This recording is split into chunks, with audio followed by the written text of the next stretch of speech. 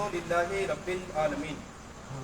آئیے ہم اور آپ سب سے پہلے آقائے نامدار مدنی المدینے کے تاجدار، دونوں عالم کے مالک و مختار، کائنات کے اولی فصل بہار، عرب کے ناقہ سوار، تمام نبیوں کے سردار، بے کسوں کے کس، بے بسوں کے بس، بے چاروں کے چارہ، یتیموں کے ماوا، غریبوں کے ملجا، شفیع المذنبین جانے جانا کریم آقا پر درود پاک کی ڈالی نچھاؤ کڑی پڑی۔ اللہم صلی علی سیدنا مولانا محمد وعلی آلہ سیدنا مولانا محمد صلی علیہ الصلوۃ والسلام علیہ یا رسول اللہ صلی اللہ تعالی علیہ وسلم۔ شاعر نے کہا کہ جس گھڑی کہتے محمد قل هو اللہ احد، سن کے فرماتے ہیں علی یوں شان اللہ صمد، اور لم یلد کہتے حسن ولم یولد کہتے حسین، اور سن کے فرماتی ہے فاطمہ ولم یکن لہ کفوا احد۔ حضرات محترم، آپ اور ہم جانتے ہیں اللہ تبارک و تعالیٰ کا عظیم احسان کہ جس نے ہمیں امت محمدیہ میں پیدا فرمایا، اور عظیم بالا تر احسان کہ اس نے اپنا محبوب بھی ہمیں عطا فرمایا۔ حضرات ہم خوش نصیب ہیں، اللہ نے جب دنوں کو بنایا نا، ان دنوں میں سے اللہ تبارک و تعالیٰ نے سید الایام یعنی جمعہ کو سردار بنایا، لیکن جب اس نے مہینے بنائے تو 12 مہینوں میں اگر کسی کو سردار بنایا تو رمضان المبارک کے مہینے کو سردار بنایا۔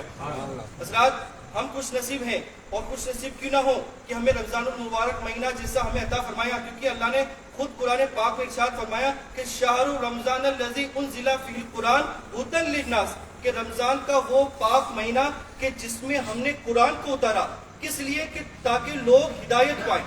اور رمضان کا وہ متور مہینہ کہ اللہ نے قرآن مجید میں ارشاد فرمایا کہ یا ایھا الذین آمنوا کتب علیکم الصیام کما کتب علی الذین من قبلکم لعلکم تتقون، کہ اے ایمان والوں ہم نے تم پر روزے فرض کیے کہ جیسا کہ تم پر ہم نے پچھلی والی امتوں پہ ہم نے روزے فرض کیے تھے۔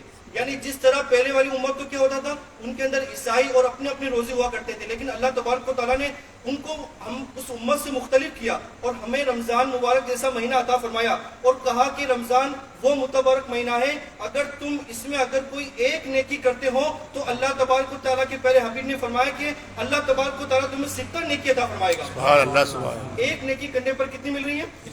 70 نیکی۔ حضرات رمضان کا وہ مہینہ ہے کہ رمضان میں روزہ بھی ہے، رمضان میں نماز بھی ہے، اور رمضان میں اللہ تبارک و تعالیٰ نے اپنی عبادات کو مخصوص کیا ہے۔ یعنی ہمیں نماز جو پڑھنی ہے وہ ہر سال پڑھنی ہے، لیکن رمضان کا مہینہ صرف ایک مہینے کے لیے ہمارے درمیان میں ہے۔ تو حضرات جو اس مہینے سے جڑتے ہیں اللہ تبارک و تعالیٰ انہیں نیکی عطا فرماتا ہے، کیونکہ اسلام کی جو بنیاد ہے نا وہ کتنی چیزوں پر ہے؟ کتنی؟ 5 چیزوں پر۔ ایک تو کلمہ، دوسرا نماز، روزہ، حج اور زکوٰۃ، 5 چیزیں اللہ تبارک و تعالیٰ نے کی۔ تو حضرات محترم اللہ تبارک و تعالیٰ نے روزے کے ساتھ نماز کو بھی رکھا ہے، روزے کے ساتھ اللہ تبارک و تعالیٰ نے عبادات کو بھی رکھا ہے۔ ان 5 چیزوں پر اسلام کی بنیاد یہ 5 چیزیں ہیں، جو کوئی ان پر عمل پیرا ہوتا ہے۔ حضرات فرمایا حضور نے کہ جب کوئی بندہ مومن رمضان کے پورے روزے رکھتا ہے تو اللہ کے پیارے حبیب نے فرمایا کہ اللہ تبارک و تعالیٰ اس کے پچھلے گناہ کو اور اس کے آئندہ کے گناہ کو معاف فرما دیتا ہے۔ سبحان اللہ، سبحان اللہ۔ جو رمضان کے پورے روزے رکھتا ہے۔ آج ہمارا کیا حال ہے حضرات؟ کچھ حضرات ایسے ہیں جو روزہ رکھتے ہیں لیکن نمازیں چھوڑتے ہیں، بے شک۔ کچھ حضرات ایسے ہیں جو نماز پڑھتے ہیں لیکن روزہ نہیں رکھتے، کچھ ایسے ہیں تو رات بھر مطلب جاگتے ہیں، کس کے لیے؟ سحری کے لیے، پھر سحری کر کے نمازوں کو بالائے طاق پھر سو جاتے ہیں، پھر کب اٹھتے ہیں؟ شام کو 5 بجے۔ آپ غور کریں کہ یہ آپ کو روزہ نہیں ہوا، نہ یہ آپ کی عبادت قبول ہوئی، یہ ایک فارمیلٹی ہے جو اللہ کی بارگاہ میں پیش کر رہے ہیں۔ اللہ تبارک و تعالیٰ نے فرمایا اگر ایسا تم کرو گے کہ تمام عبادات کر قیامت کی روز تمہارے منہ پہ مار دی جائے گی۔ بے شک۔ اب غور کریں، ہمارا یہ ایک ہمارا شعار ایسا ہو چکا ہے کہ اس طرح کی عبادات ہم نے بنا لی ہے۔ ابھی تو ڈریم 11 یہ سٹا چل گیا، دیکھو نا تو صفحے خالی ہو گئی۔ آپ حضرات غور کریں، اللہ تبارک و تعالیٰ نے ہمیں پاک مہینہ عطا فرمایا۔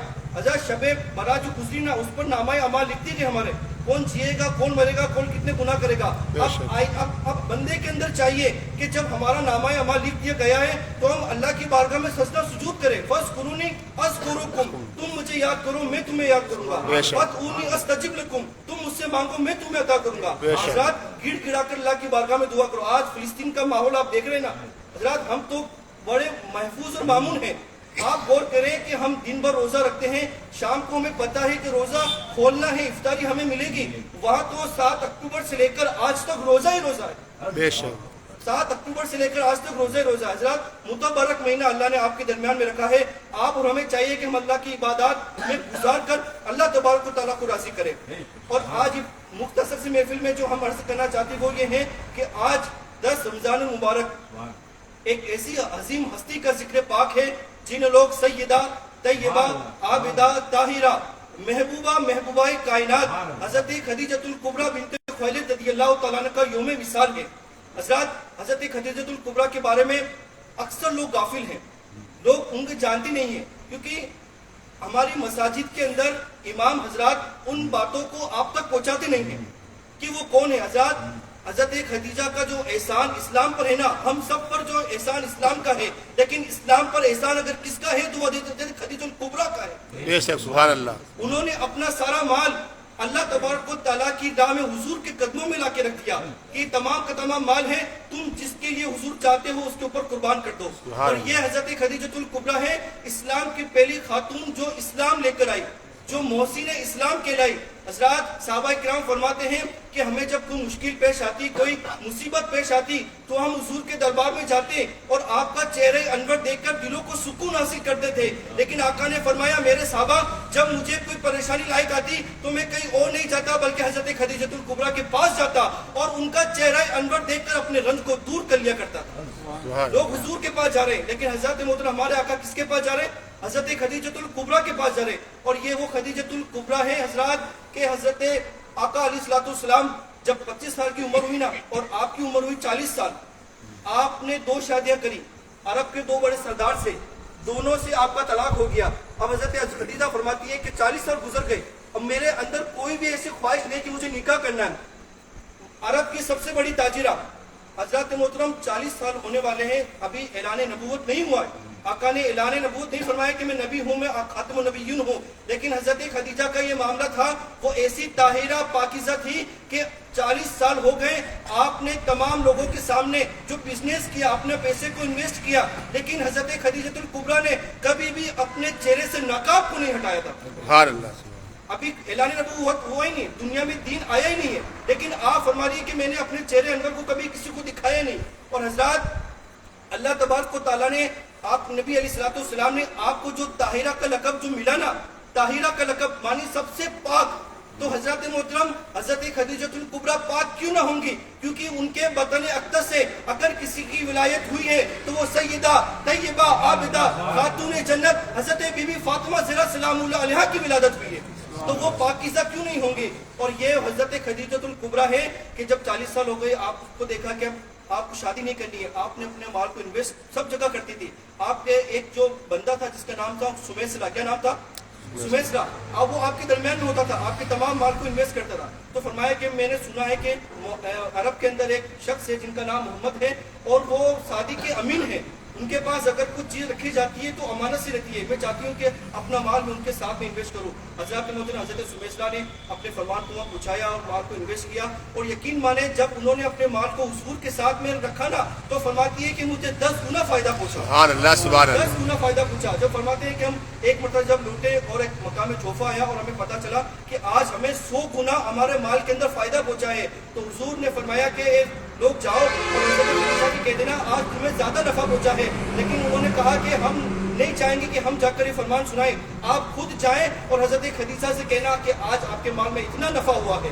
حضرات یہ ان سے تعلقات کا تھا, اور حضرت سمیسرا حضور کو حضرت خدیجہ کو خبر دیتے تھے کہ حضور ایسے ہیں, فلاں ہیں, فلاں ہیں. اب حضرت خدیجہ کے درمیان میں الفت اور محبت پیدا ہوئی, اور آپ نے اپنی بادی سے کہا کہ جاؤ حضور سے کہنا میں آپ سے ازدواج زندگی میں بندنا چاہتی ہوں. حضرات محترم وہ باندی آئے, حضور کے سامنے فرمان پیش کیا اور فرمایا, حضور نے کہا کہ میں لبیک تو کہہ دوں گا, لیکن میں اپنے چچا جان حضرت جناب ابو طالب سے پوچھوں گا اور اپنی پھوپھی سے پوچھوں گا, اگر وہ اجازت دے دیں گی تو میں حضرت خدیجہ سے نکاح کرنے کو تیار ہوں. حضرات محترم حضرت جناب ابو طالب سے پوچھا گیا, حضرت ان کی پھوپھی جات سے پوچھا گیا, کہا کہ ہم راضی ہیں, آپ 25 سال کے ہیں, وہ 40 سال کی بیوہ ہیں, اسلام اس کی کوئی اجازت نہیں دیتا کہ اس سے نکاح نہ کیا جائے. حضرت ابو طالب نے اجازت دی. حضرت حضور فرماتے ہیں ہم حضرت خدیجہ کے گھر گئے, وہاں نکاح ہوا, اور فرماتے ہیں کہ جب میرا مہر ہوا نا 500 درہم بنا, اور فرمایا اس میں سب سے بڑی خصوصیت یہ تھی کہ میرا خطبہ اگر کسی نے پڑھا ہو تو جناب ابو طالب نے پڑھا. کس نے پڑھا؟ جناب ابو तालिब ने पढ़ा। हजरत मोहतरम हजरत खदीजा हजरत अली रजी अल्लाह तआला अन्हु की सास है, हजरत फातिमा रजी अल्लाह तआला अन्हा की वालिदा है, और इमाम हसन और इमाम हुसैन के नानी जान है। हजरत मोहतरम इस्लाम पर आपने अपने तमाम माल को निछावर कर दिया। और आखिरी में बात अर्ज करता चलूं कि आपने अपने माल को किस तरह निछावर किया। हुजूर फरमाते हैं कि जब ऐलान नबूवत होने वाला था, मैं जबले नूर पर जाता, जिसको हम फरान की चोटी भी कहते हैं, वहां पर अल्लाह तबारक व तआला ने अपनी पहली वही नाजिल फरमाई, इकरा बिस्मि रब्बिकल लज़ी खलक़ल इंसान मिन अलक़। आप फरमाते जब हुजूर जाते वादियों के अंदर जाते तो फरमाते हुजूर में जब उस वादी में गए ना, तो मैंने देखा कि एक कबीला है जो उस पहाड़ी के दरमियान में बैठा है, और वो खाना बदोश है, उनके बदन पर कोई कपड़े नहीं, वो लागर है और कांटे की तरह सूखे हुए। फरमाते जब मैं घर को आया, आने के बाद मैं लेटा और फरमाते कि मैंने अपनी कमली वाली चादर को अपने चेहरे के ऊपर रखकर सो गया। हज़रत खदीजा फरमाती जब इस मंजर को मैंने देखा ना, तो मुझे एहसास हुआ कि आज हुजूर को कोई रंजो गम है। फरमाया हुजूर क्या बात है? कहा मैं फला गया, मैंने इस मंजर को देखा। ये कहा सारे मंजिल आपने बयान किए। हुजूर से फरमाया कि आप जाएं 5 सरदाराने कुरैश को लेकर आए। हुजूर 5 सरदाराने कुरैश को लेने गए, और आप फरमाते हैं जैसे वो 5 सरदाराने कुरैश आए और फरमाते हैं कि हज़रत खदीजतुल कुबरा ने अपना सारा माल लाकर हुजूर के कदमों में लाके रख दिया। और फरमाते हैं जब उस माल को हुजूर उस माल के पीछे बैठे ना, तो फरमाते हैं वो माल इतना ज्यादा हो गया था कि हुजूर की तस्वीर भी नजर नहीं आ रही थी।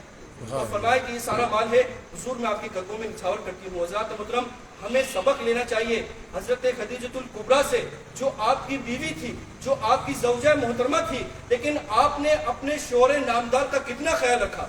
लेकिन आज इस जमाने में हर चीज ऑपोजिट है, हर आदमी अपने शोहर पर निर्भर है। लेकिन देखो ना, कमाल देखो, बेवा औरत से शादी करके आपने सारा माल लाकर हुजूर के कदमों में लाके रख दिया, क्योंकि हुजूर के पास कुछ नहीं था। आला हज़रत ने फरमाया कि हुजूर अलैहिस्सलाम के हाथ में कुछ भी नहीं था, वो उनके हाथ में कुछ नहीं था, लेकिन अल्लाह तबारक व तआला ने उन्हें कासिम बनाकर इस दुनिया के अंदर मबूस फरमाया है।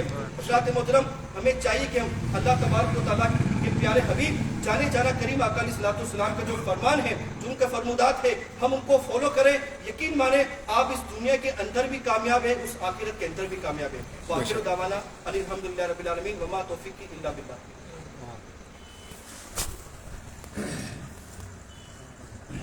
इमामी हज़रात एक मरतबा